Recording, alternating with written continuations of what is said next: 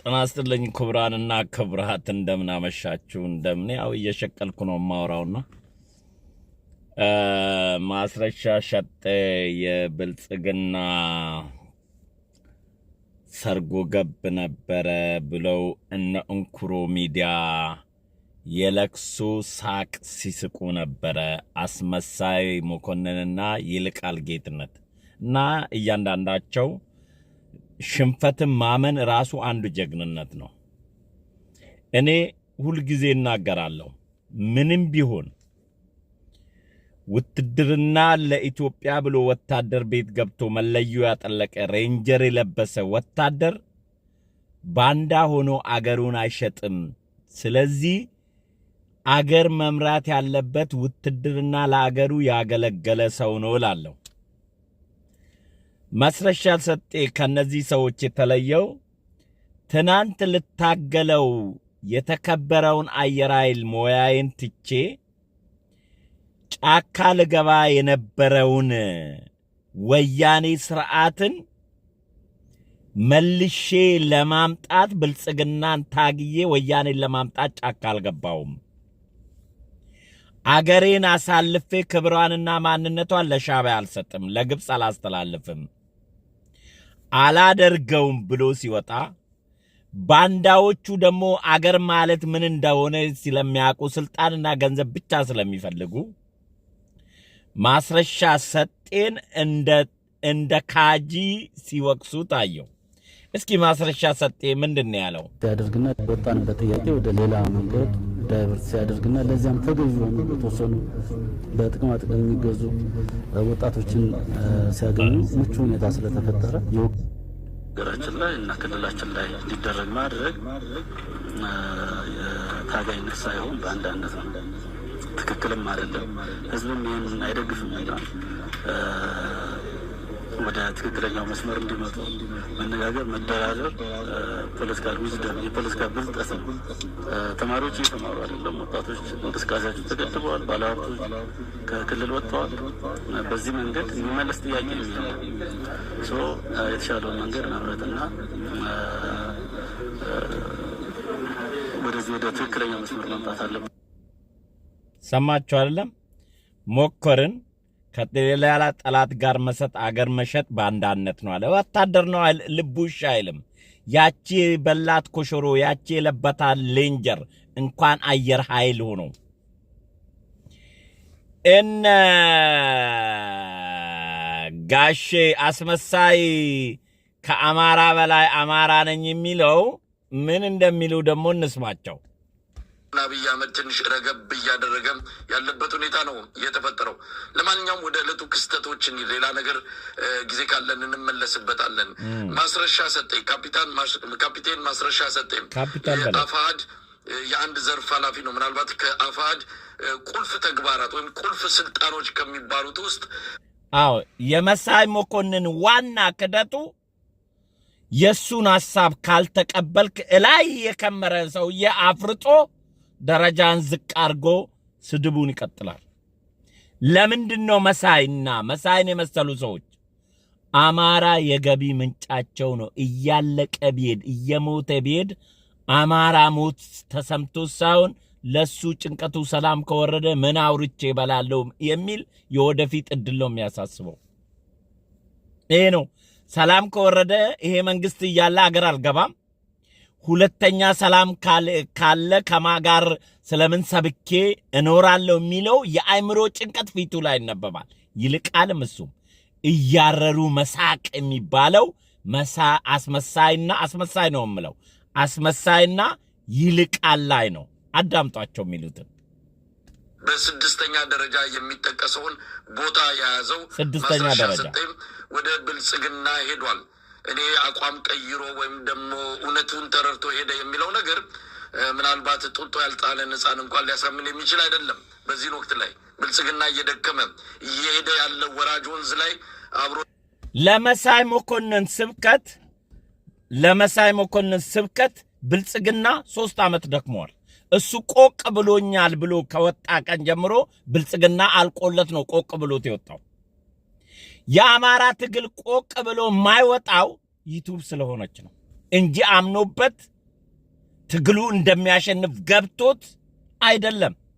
የሚለውን አዳምጡ።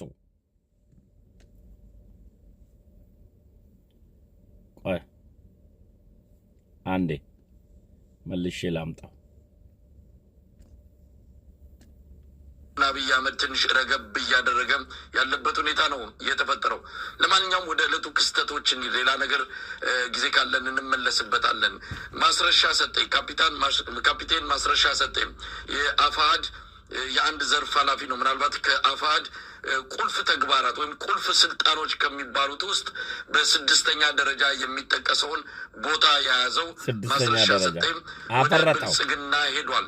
እኔ አቋም ቀይሮ ወይም ደግሞ እውነቱን ተረድቶ ሄደ የሚለው ነገር ምናልባት ጡጦ ያልጣለን ሕፃን እንኳን ሊያሳምን የሚችል አይደለም። በዚህ ወቅት ላይ ብልጽግና እየደከመ እየሄደ ያለ ወራጅ ወንዝ ላይ አብሮ የሚሳፈር አይኖርም። ለማንኛውም ይህንን ክስተት እንዴት እየተከታተልከው ነው? ማስረሻ ሰጤን ወደኋላ ወደፊት እያደረግን ብንመለከተው ምንም አዲስ ነገር አናገኝም። ትናንትም ያው አሁንም ያደረገው አንድ አይነት ተግባር እንደሆነ ዛሬ ስለሄደ ሳይሆን ትክክለኛ ማንነቱን በዚህ ደረጃ መገለጽ የሚችል መሆኑን ለማንሳት ያህል ነው። እንደው ኢንጂነር ይልቃል ይህን ክስተት እንዲታዘብከው እንደው ዝርዝር ውስጥ ለመግባት አይደለም፣ አጠቃላይ ሁኔታውን እናንሳ። እዚህ ጋር እናስቆመ። እንግዲህ ጎበዝ የአማራ ትግል አይከን በቃ ባመነበት ትግል የጀመረ ከነመሳይ በፊት ካፕቴንነቱን ትቶ ወደ ግንቦት 7 ለመቀላቀል ወደ ኤርትራ ሊጠፋ ነው ተብሎ ነው ታስሮ በብልጽግና ዘመን የተፈታው። ከዛም በነ አምባቸው ሞት ተጠርጥሮ ታሰረ፣ ነፃ ተባለ። ከዛ ከነዘመኔ ጋር ቀጥሎ እሱ ነው ጫካ የገባው። በወታደራዊም በእውቀትም ከዚህ ገበሬ ከሽማግሌ አዛውንቱ መስፍን ከሁሉም የተሻለ ወታደራዊ አቅምና ብቃት ያለው ሰው እውነን ለመናገር እሱ እንዳለ ስለሄደ ሳይሆን ስለመጣ ሳይሆን እንኳን ሞት አንድ የተማረ አገር ያስተማረችው ካፕቴን እንኳን አልሞተ የሚል እንጂ መጣ አልቀረ ብልጽግናን የሚቀንስ የሚጨምርለት ነገር የለም። ነገር ግን እነዚህ ነውር ጌጦች እነሱ ጋር ሲሄድ ሰው ጀግና ነው። እነሱ ሲሸቅሉበት ከነሱ ሰው ሲለይ አገር በይ ነው፣ ሆዳም ነው፣ ስም የማያወጡ የለም። ለነሱ ግን ስም አጣንኛ። አጠቃላይ ሁኔታው በግልጽ የምታየው ነገር እሱ ተልእኮ ተቀብሎ እንደነበረ በግልጽ ያሳያል። ምንም ጥያቄ የለውም። አንደኛ ይህ ሰውዬ ቀደም ብሎ ጀምሮ ፋኖን ከግብጽ ጋር የሚሰራ ከወያኔ ጋር የሚሰራ እያለ የአብይን ወታደር ዩኒፎርም ለብሶ እየተሳደበ መግለጫ ሲሰጥ ነበር፣ አይተነዋል። ይሄን እንቅልፋም ሰውዬ አስቡ እንግዲህ ፋኖ ያለበሰው መከላከያ ልብስ ለብሰው የማይፎክር ፋኖ አይተናል። ዘመነ ለብሶት አይተናል። እስክንድርን ብቻ ነው እንግዲህ ያላየ ነው። ታዲያ ሻዕቢያ የላከችለትና ወያኔ የላከችለትን ይልበስ። ትናንት ልታገላቸው አየር ኃይልን የሚያክል ተቋም ጥሎ የወጣ ልጅ ዳግም እነሱ እንዲመለሱ ሌላ ጠላት አለኝ ብሎ ትናንት የታገለውን ጠላት መልሶ አብሮ ይታገል። ከዚህ በላይ መውደቅ፣ ከዚህ በላይ ቂልነት አለ እንዴ? እናንተን የሚበልጣችሁ የሚሊቴሪ ልብና የገበሬ ልብ ይቅርታ የፌስቡክ ላይ ኢንጂነር ዶክተር የምትባሉ ከረባትና ዩቱብ ሸቃዮች አትገናኙም። ስለ ልቦና ልዩነት ስላላችሁ ቀጥሉ። ምንም ጥያቄ የለውም። ከዚህ በፊት የታየ ነገር ነው። በራሱ ሚዲያ ላይ ወጥቶ የሚወጋንን ወታደር ዩኒፎርም ለብሶ ፋኖ ሲሳደብ ነበረ። የሚወጋንን ወታደር ያንን በተመለከተ ሁሉ መግለጫ እና ቃለ መጠይቅ አድርጌያለሁ። ይሄ አዲስ ነገር አይደለም ማለት ነው። ቆይቷል ይሄ ሰውዬ ከሄደ። ይሄ አሁን ፖለቲካ ነው። አንድ ሸማቂ ለሆነ ሰው ወታደር ሚሊቴሪ ልብስ ካገኘ ታዲያ ከየት ነው ዩኒፎርም? ፋብሪካ አላችሁ ወይስ የሻዕቢያ የሰራላችሁን የሻዕቢያን ልብስ ወይስ የወያኔ ያመረተላችሁን ልብስ እንዲለብስ ነበር የፈለግከው? ምንም ቢሆን እዛ ሚሊቴሪ ውስጥ እኮ ነው የቆየው እሱ። ምንም ቢሆን ካፒቴን እኮ ነው ተዋጊ ሄሊኮፕተር። ከናንተ ዶንቆሮች ተጨፍልቃችሁ በወታደራዊ ብቃት መሳይ መኮንን የሱ ከስክስ ጫማ ልትሆን አትችልም። ኢንጂነሩ ማትሆኑ የናንተ ክፉ በሽታ ክፉ ሰው እናንተ ጋር ከሆነ ጀግና ነው። ጥሩ ሰው ከናንተ አትመጥኑኝም ብሎ ከተለያችሁ ጠላታችሁና መጥፎ ሰው ነው፣ ደካማ ነው። ሁለተኛ ከድርጅቱ ተባሯል ተብሎ በአደባባይ ድርጅቶቹ መግለጫ ሰጥተዋል ከዚህ በፊት ማለት ነው። ይሄ ደግሞ የሆነው ከመንግስት ጋር ሲገናኝ ስላገኘ ነው፣ በመረጃ ስለተረጋገጠ የገንዘብ ብክነት ስላሳየ በዚህ ምክንያት ታግደዋል ብለው መግለጫ መስጠታቸውን በአንተም ሚዲያ ላይ ወጥተው አብረውት የነበሩ ሰዎች ሲናገሩ ሰምቻለሁ። ይሄ ሁሉ ነገር ግን ከዛ በአጠቃላይ እንደውም ማስረሻን ተወውና ማስረሻን ምልክት አድርገን ምን ስለሆነ ነው ይሄ ሁሉ ግርግር የተፈጠረው የሚለውን እንየው። መሳይ አጠቃላይ ይሄ ግርግር የተፈጠረው መቶ አለቃ ነው፣ ካፕቴን ነው፣ ቀላል ሰው አይደለም። አይሮፕላን ቢያገኝ መዋጋት የሚችል ነው። ከናንተ ዩቲዩብ መቶ የበለጠ ይበልጣቸዋል። አንድ ሰው አይደለም፣ ስሙ ትልቅ ነው። ሁለተኛ የናንተ ራሱ እኮ የውጭና የዲፕሎማሲ የህዝብ ግንኙነት ኃላፊ እኮ ነው። ይሄን ዕውቀት ያለው ይሄን ስልጣን የሰጣችሁት የውጭና የዲፕሎማሲ ኃላፊነት የሰጣችሁት ከናንተ ጋር ሻዕቢያንና ወያኔን ጋሮኛ አልዋጋም የሚል የወታደር ስነ ልቦና አገር አለመካድ ባንዳነቱ ተሰምቶ ሰናንተ ሲለይ ለምን እንደኛ ባንዳ አልሆነም ነው? ቀጥል ይሻላል ቁም ነገሩ እንጂ አሁን ማስረሻ የአማራ ህዝብ ችግር ተፈቶ አለቀ ትግሉ ነው ወይስ ደግሞ የአማራ ህዝብ ችግር ከሻዕቢያና ከወያኔ ጋር ዋናኞቹ አማራን ለዚህ አበቃ ብላችሁ ልትታገሉት የነበረው እኮ ወያኔን ነበር። የሱ አባት ደግሞ ሻዕቢያ ነው። ወያኔን ሊታገል ያንን ክብር ቦታውን የለቀቀ ሰው ከሻዕቢያና ከወያኔ ጋር ሆኖ ምን አይነት ሞራል ቢኖረው ነው መንግስት ትታገላለው? አማራን ለዚህ ያደረሰ ኦነግ ጠላቴ ነው እያልከው፣ ሻዕቢያ ጠላቴ ነው አማራ ትርክት የፈጠረ እሱ ነው እያልክ፣ ብሔርተኝነትን ያመጣ ወያኔ ነው እያልክ ስትከሰው ኖረ። አማራን ለዚህ መከራና ስቃይ አደረሰ ብለህ ስታላዝን ኖረ። ከሱ ጋር አብሬ ነው ይሄን መንግስት መጣለው ስትል ባንዳነትን በልክ የሚያውቅ ወታደር ጥሎ ሄደ። ሌሎችም ጥሏችሁ እየመጡ ነው የገባቸው። ምንድነው አብይ ሌላ ሰው ሆነ ነው ምን ተገኘ ብሎ ነው እና ነው የሱን እንደ ቁም ነገር አድርገህ የሱን ብድግ ብሎ ከጓደኞቹ ሲባረር በተለያየ ምክንያት ትግሉም ሲደክመው ወይም የራሱ መስዋዕትነት መክፈል ሳይችል ሲፈልግ በተለያየ ምክንያት ከመንግስት ጋር ሲሰራ ነበረ። አሁን ሄደ ነው መልሱ። እና ከዛ ባለፈ ግን ይሄንን አሁን የተፈጠረውን ችግር ምን ፈጠረው? አንድ ሰው ማምጣት ፈረንጅ ሁሉ ሰብስቦ የአፍሪካ ህብረት ይጋድ ብሎ አብይ ይሄንን ነገር ትልቅ ስቴጅ አድርጎ መፍጠር የፈለገበት ምክንያት ለህዝብ ግንኙነትም ለዓለም አቀፍ ማህበረሰብም ምን ማስተላለፍ ፈልጓል የሚለውን በግልጽ ብናየው የተሻለ ይመስለኛል። መሳይ እሱን ነገር ምንም እንደ ቁም ነገር የሚገባ ነገር አይደለም ማለት ነው። ካልገባ ምን አስለቀሳችሁ? ይልቃል በእውነት አዝናለሁ። አንድ ግለሰብ እኔም ዛሬ ላይ ማስረሻ ሰጤ ወደ ብልጽግና ስለሄድ አይደለም፣ አሁን እውነቱን መነጋገር ያስፈልጋል። ባለፉት መሳይ ሁል ጊዜ ወይ ሲከዳ ጥሎ ሲወጣ ወይ ደግሞ ሰው ሲከዳው እውነቱን የሚናገረው አብሮ እየሆነ አይደለም። የሱ ዓላማ ሳይሳካና አብረ እኔ ከእንደነዚህ አይነት ሰው ጋር እንኳን መታገል ጎረቤት መሆን አልፈልግም። ምክንያቱም አብረ ኖረ ስትለይ አስቆርቁሎ ሰባብሮ ማንነትን የሚከዱ ምን አይነት ስነ ልቦና እንዳላቸው ጎረቤት መሆን እንኳን አያስፈልግም።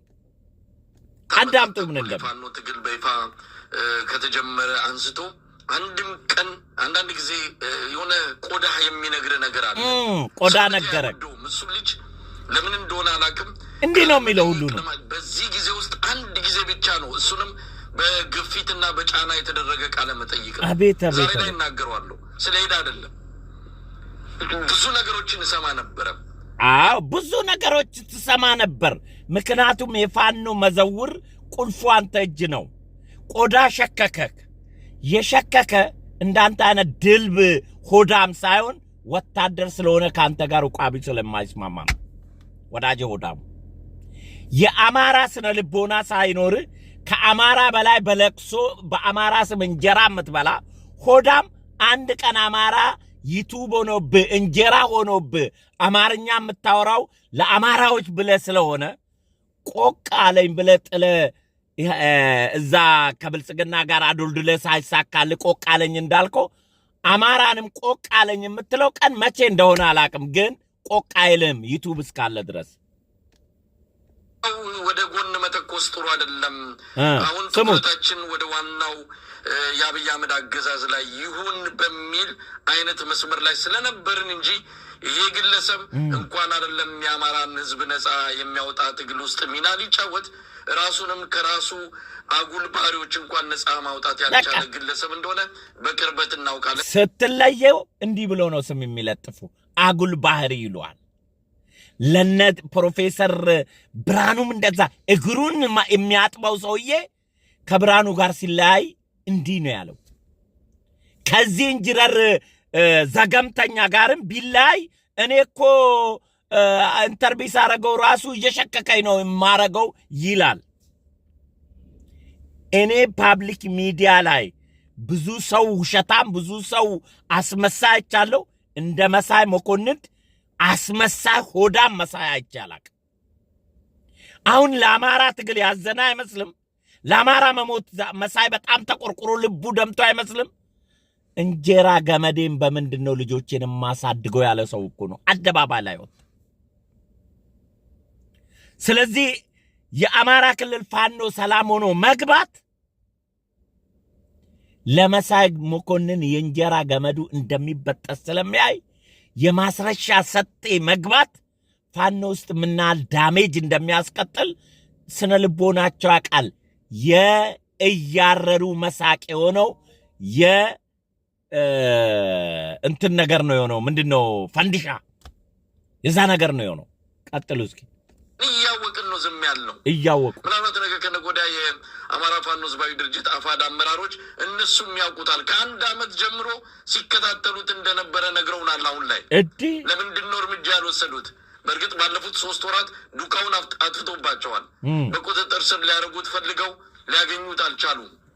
ሰሞኑንም በመከታው እና ጫካ ውስጥ ከናንተ ጋር የኖረ ሰው 3 ወር ማግኘት ያቃታችሁ እንዴት ነው ከመከላከያ ጋር ተዋግታችሁ ልታሸንፉ እናንተ የምትኖሩበት ጫካ ቀጠር ገተማውን ተቆጣጥረናል ብላችሁ በምትበጠረቁት ጫካ ማስረሻ ሰጤን 3 ወር ፈልጋችሁ ያጣችሁት ምስጥ ነው ወይስ እባብ ነው መሬት ስር ሲሄድባችሁ ነበር? የምታወራውን እንኳን ማታቅ የማስረሻ ሰጤ መግባት አሁን እየጎርፉ ነው። እውነት የገባቸው አማራን እያስለቀሳችሁ እንጀራ ለመብላት እንደተዘጋጃችሁ የሚለውን መጨረሻ አዳምጡ።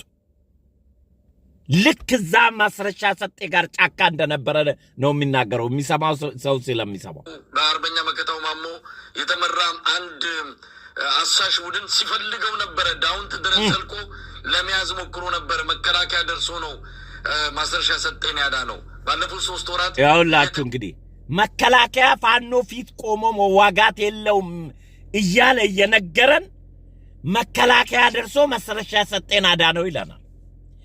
ታዲያ እንዴት ነው ማስረሻ ሰጤን ይዞ የወጣው መከላከያ?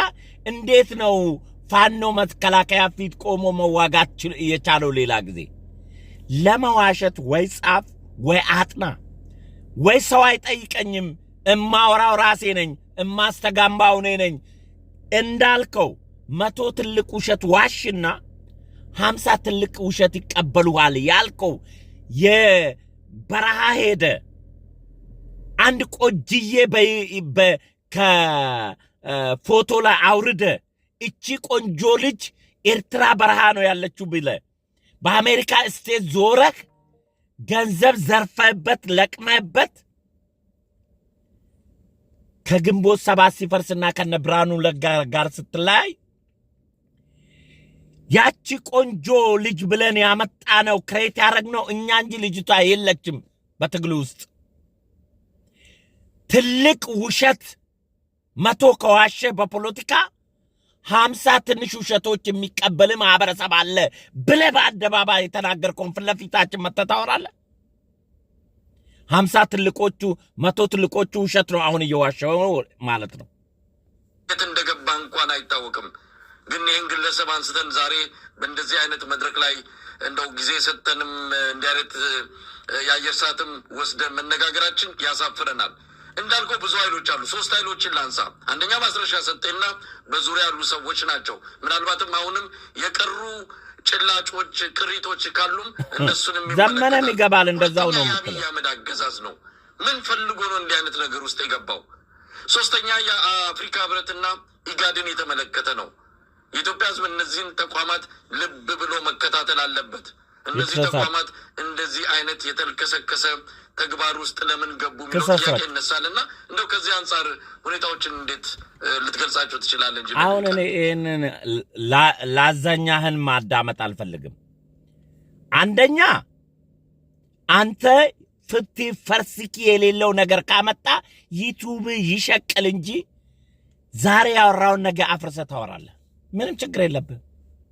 አንተና አንዳርጋቸው ጽጌ ማለት ባህር ውስጥ የምትዋኝ አሳ አንድ ቦታ አትቆም ምግብ ፍለጋ። መሳይና አንዳርጋቸው ጽጌ በአቋማቸው ማይጸኑ ያወሩትን የሚያፈርሱ ሆዳም ባንዳዎች ናቸው። ባንዳነት ምልክት ካለው መሳይ መኮንንና አንዳርጋቸው ጽጌ ናቸው። የሸኔና የፋኖ አንድ የሚያመሳሰላቸው ተግባር ምንድን ነው?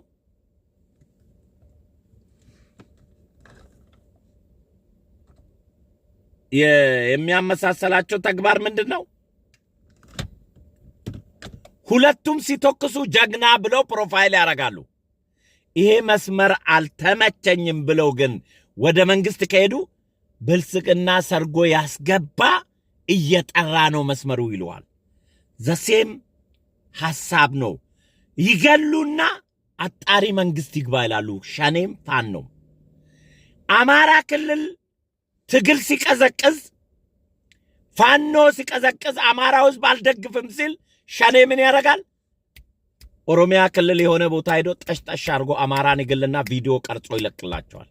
ይሄው አማራ እየተገደለ ብሎ ያን ቪዲዮ አታይቶ ገበሬን ያስነሳሱበታል። ተናበው ከሻቢያና ከወያኔ የወሰዱትን አጀንዳ ተቀብለው አማራ ክልል አማራ በኦሮሚያ ክልል ሞተ ብሎ አማራን 3 ዓመት መውጣትና መግባት አሳጥቶት እየገደሉት ነው። መስረሻ ሰጤ የተከበረውን መከላከያ አየር ኃይል ጥሎ የወጣው እኮ በወያኔ ዘመነ መንግስት ነው። ወያኔ እንታገላለሁ ብሎ ታስሮ ብልጽግና ሲመጣ ነው ማስረሻ ሰጤ የተፈታው። በምን ስነ ልቦና ነው ከሻቢያና ከወያኔ ጋር ተጣምሬ ብልጽግና እንታገላለሁ ብሎ የሚቆመው? ወታደር ስትሆን ጭንቅላት ያስባል። ሆዳም ባንዳ ስትሆን ብላ እንጂ አባት ገዳይ ጋር ትበላለህ፣ ችግር የለም። ብላ እንጂ እናት ገዳይ ጋር ትበላለህ፣ ችግር የለም። ምክንያቱም ሆድ እንጂ ጭንቅላት የሚሰራ ስነ ልቦና ስለሌለው ማለት ነው። ስለዚህ ባንዳዎች የአብይ መንግስት አልቆለታል እያላችሁ 20 ዓመት እንሞላለን። ከዛ ጠቅላይ ሚኒስቴሩ ደከመኝ ሲሉ ለሌላ ሰው አውጥቶ ይወርዳሉ። እናንተም ልክ እንዳንዳርጋቸው ጽጌና እንደ ልደቱ አያኔ እየተነተናችሁ ትሞታላችሁ። ጠቅላይ ሚኒስቴሩ እንዳለው ማለት እየተነተናችሁ እድሜ ልካችሁን ትሞታላችሁ። እናንተ የምትሉት አይሳካም። ኢትዮጵያ ማትፈርስም። ኢትዮጵያ አሁን ተነስታለች። ማንም አያቆማትም። መልካም ጊዜ፣ መልካም ቆይታ።